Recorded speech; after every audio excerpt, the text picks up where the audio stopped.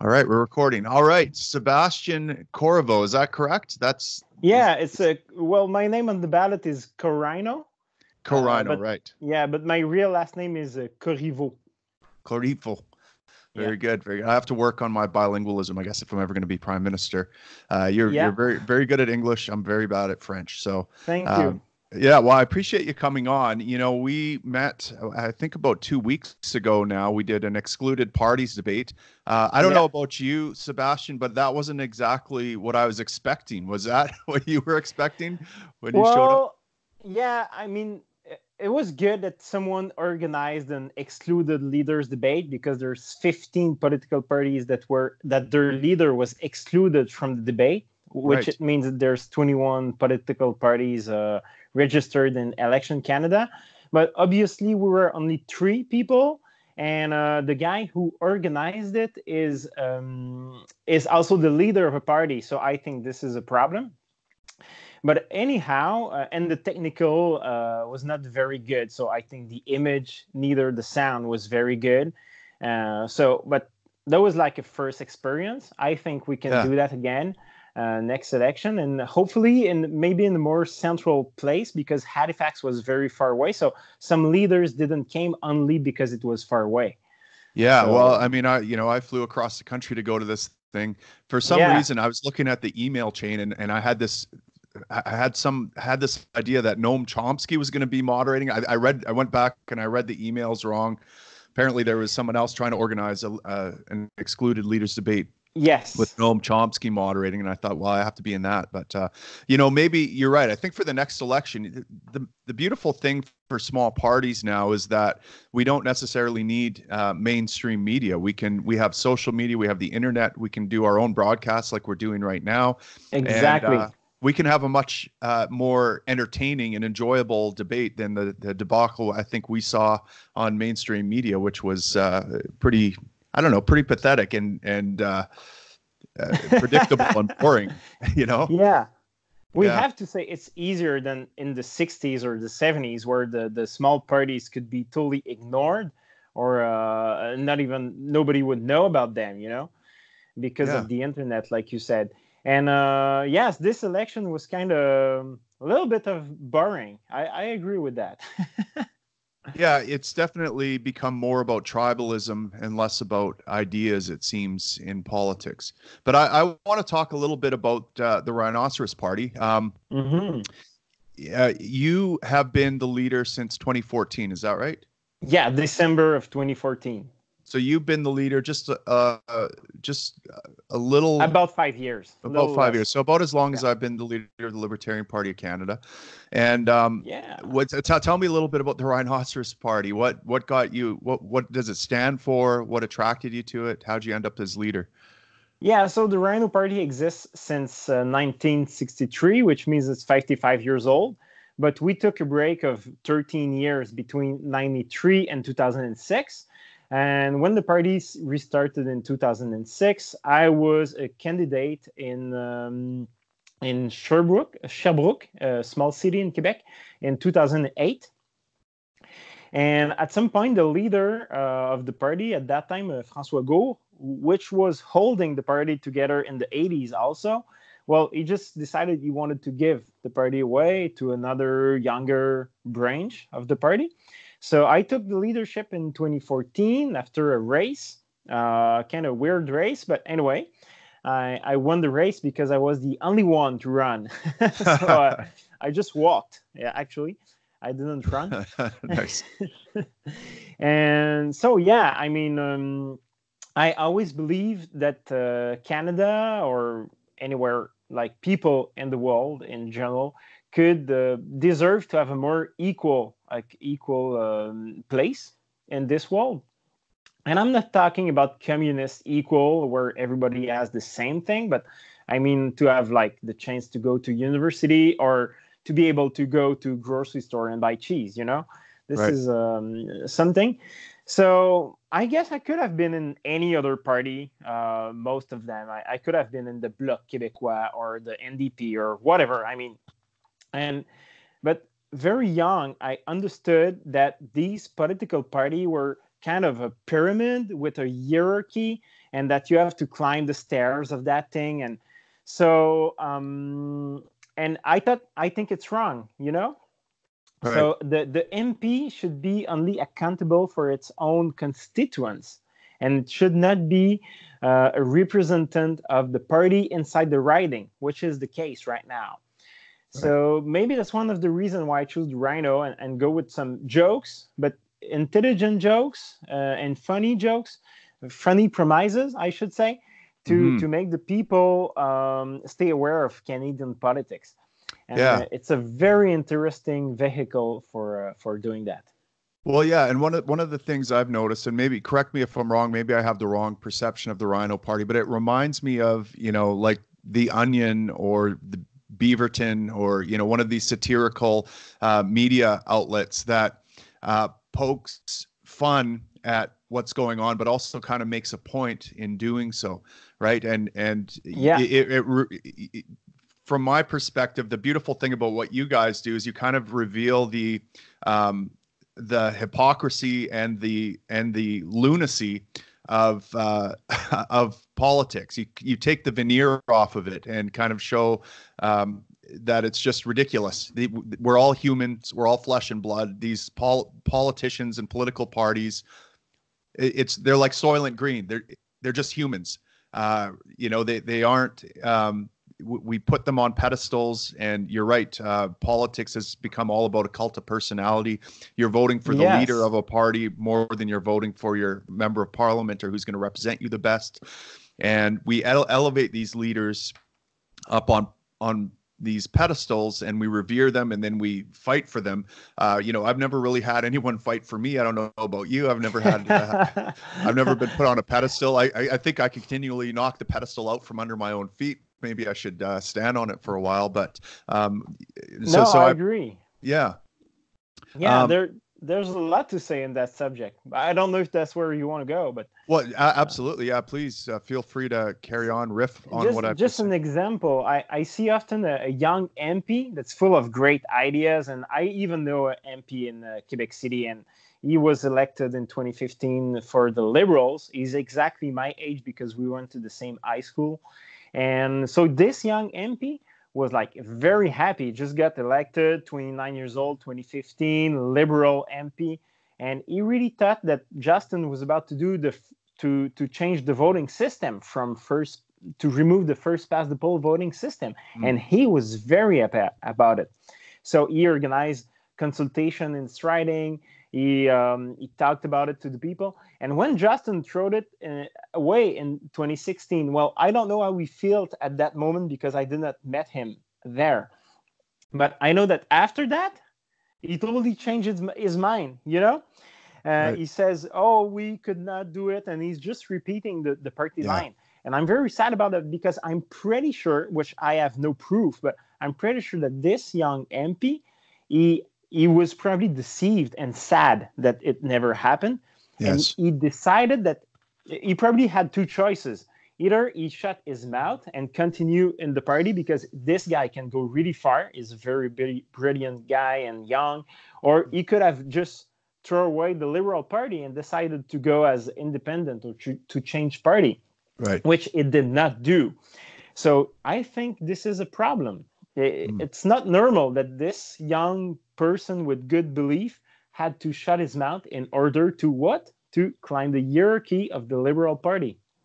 Yeah, that's exactly right. And this is something that I've been talking about a lot is, you know, there are kind of two approaches I think you can have to political action and politics. And one is to chase votes, right? And get that seat. And so in order to get the seat, in order to chase votes, what you have to do is reflect culture, right? You can't stand on your own principles. You have to figure out what the kind of the center of the Overton window is, what culture is saying, and you have to reflect that. And this is why we see politicians continually shift. You know, Maxime Bernier was a separatist in the 90s, and then he was in charge of supply management in the 2000s, and he was an establishment conservative that voted for corporate bailouts and voted to ramp up the drug war and prohibit gays from marrying and bomb Libya and all these anti-libertarian things. But then in the conservative leadership race, he positioned himself as a libertarian, again, because that served him well. So all these different positions served him well. And listen, I'm not trying to throw shade at Maxime Bernier. He's just like every other politician, right? And all these politicians, if you want that seat, what you have to do is reflect culture. You have to fall in line with culture and with kind of the institutional inertia, right? And I think also a part of it is our parliamentary system. It engenders loyalty to your leader as well, right? Like you and I have to sign off on our candidates. And, if we don't like a candidate, if they're in our bad books, it's pretty hard to write a to endorse them and sign off on them, right? And so that engenders loyalty to the leader. I don't like that aspect of how we're arranged. But you don't see, one of my favorite politicians in the United States was a guy named Ron Paul, who was very libertarian, and he ran for president on the Republican ticket, and he said things that are not very Republican. He said, we're going to bring all our troops home. We're going to shut down all our military bases overseas. Mm-hmm. We're going to abolish the IRS. We are going to end the drug war. We're going to legalize everything. He just went down the list of all these things, and he was able to do that in the U.S. because he didn't have any loyalty to any kind of leader. There was no leader. There's no Republican leader that he has to be loyal to. He didn't risk losing his party membership. He didn't risk getting thrown out of caucus or anything like that. He was able to stay a Republican congressman. He was free, no ties with he was free, but the industry. Yeah, even there, it's they tried to discipline him and tried to take him out. But so it's very difficult to do. It's very difficult to stand on your own merits and stand on principle when the risk is losing a seat and not getting those votes and not getting the support you need. So I can see how that happens. But what are your thoughts on? Well, I mean, even for the voters, it's not easy because right now with the first past the poll voting system in Canada, the real thing is that you elect the MP. That was a system that was very good 250 years ago in England because that's when it was invented, the parliament, the English parliament. So you have the people that lived in rural UK. They had to elect the MP, and the MP was going to represent them in London in the parliament. That was very good. All these people gathered together and talk about where they come from and what is good for them. But today, the political party, as you said, is very important. Yeah. The leader of the political party is very, very important. And what happened is that you only vote for one thing. So you choose, do I vote for the MP or I vote for the party or I vote for the leader, which could be 3 different votes or at least 2, like we vote for the president and we vote for the MP. So what happened is that really good MPs are either not elected because they were in the wrong party, let's say, and other really bad people get selected because they were in the good party and they got elected and they're like really bad MPs, not working really well. Right. Yeah. Brent Rathgeber is a former Conservative Party member of Parliament who left. He was under the Harper administration. He tried to pass a transparency legislation that would allow journalists to pull salary information about parliamentary staffers, and his own party fought him on it internally and diluted his bill down to the point where he just got disgusted and said he had enough. And he wrote. I can see that. Yeah, Harper didn't like that. He didn't. Yeah. No, and Rathgeber went independent, and then of course he lost his seat because you can't win very easily as an independent. But he stood on his convictions, and he got kicked out. But he wrote a great book about trying to explain how and why this happens, that I recommend folks listening check out. I can't remember the name of it, but his name is Brent Rathgaber. He points to legislation. He points to, the problem is that the Prime Minister's office has become more and more powerful. It shouldn't be that way, right? Prime Minister should just be an equal among his peers in Parliament. Because of things like this Elections Canada rule that says that I have to sign off on candidates, and therefore my candidates have to be loyal to me, and a number of other things have entrenched this kind of corrupting power in the Prime Minister's office. And so now all our energy is focused on that Prime Minister's office. Like the vote is all about getting Trudeau out or preventing Cheer from getting in power, or, it's totally focused on that leader in that office because the stakes are so high now because they wield so much power. And what you say is very interesting because what I think that Canada should be, Canada is like different states or different provinces, and that we should give more freedom to the bottom, like give more freedom to the cities, to the municipalities, to the villages, and then give more to the province and the less at the top. Because what happened, and this is why I live in a very rural place here. It's a 800 people village. I have a little farm right here. And what I can see is that more you go a smaller community, the more you have power and you can act on real issues like concrete things. And the more you go up, you go to bigger city, you go to the county, you go to the provincial level in Quebec City or Toronto, or you go to Ottawa with the federal government, the harder it is to do something. And if you do like centralization of the powers, you have like one solution for everybody, but it just doesn't fit for everybody. I mean, there's a different reality for a hospital that's in Calgary, where there's maybe, 4, 5, 6 hospitals, and another hospital that's in a so isolated place that you have to go there by plane. Right. And they have one doctor. Yeah, well, I completely agree with you. That this is actually how I got into politics to begin with. My career is I'm a firefighter paramedic, and back in 2009, the province, the conservative government in our province was provincializing the ambulance service, right? And so I recognized this, and I said, well, this is going to remove control from our community. We live in this community. We want the best for this community, for the citizens. And what we're going to end up with is some bureaucrat 600 kilometers away determining one solution for the whole province and imposing it on our community that isn't going to work as well for our community. So I stood up, and so I completely agree with you. There was an author in the States, Nassim Taleb, who wrote Anti-Fragile, Things That Gain from Disorder. He was asked what his political leanings are, and he said, I'm a libertarian at the federal level, a Republican at the state level, a Democrat at the municipal level, and a socialist at the family level. And I thought that was an interesting quote. This is nice. Yeah. And, the point is that the closer you get to your community, the more impact you can have. Like you say, no one cares more about the community you live in than you do and your neighbors do.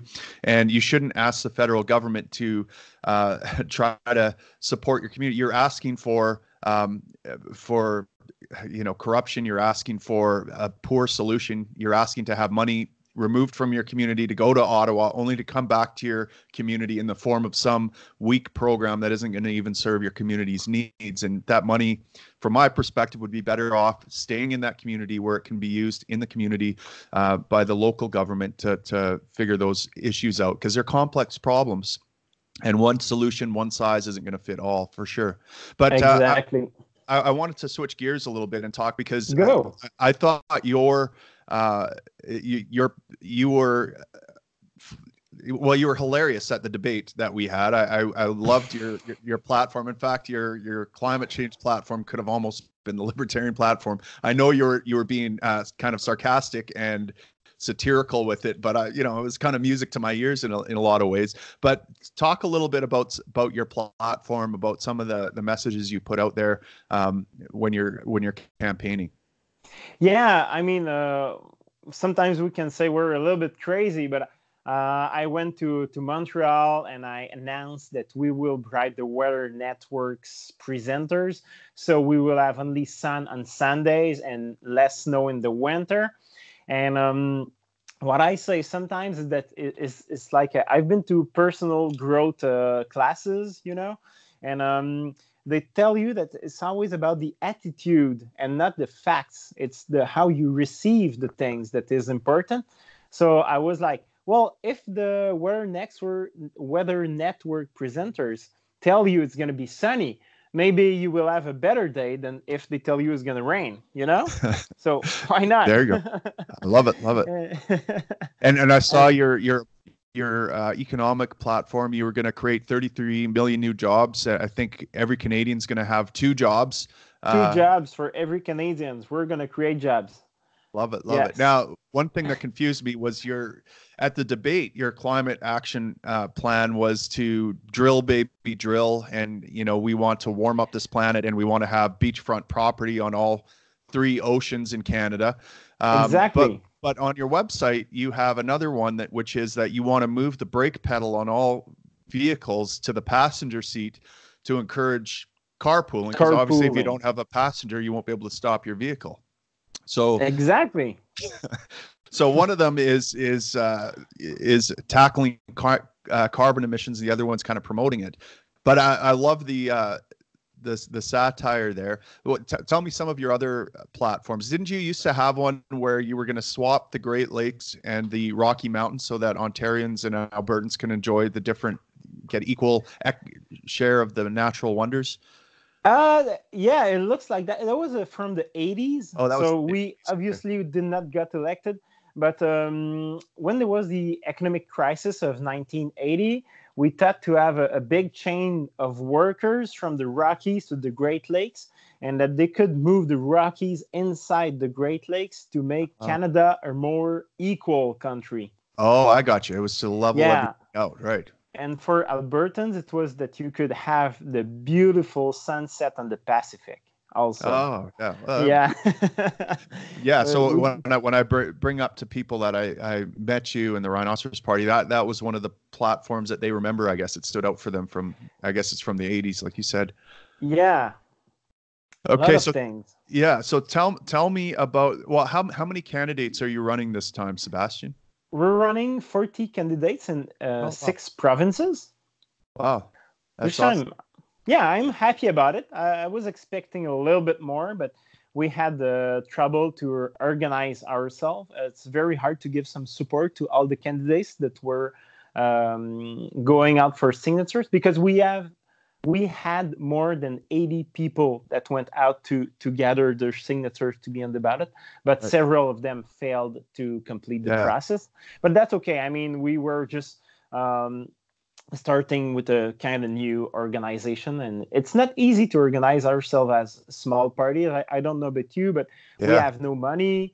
We don't have a lot of volunteer work, so we're just a small group of people, and we all have like work, family, kids, or whatever. So we're all very busy people, so.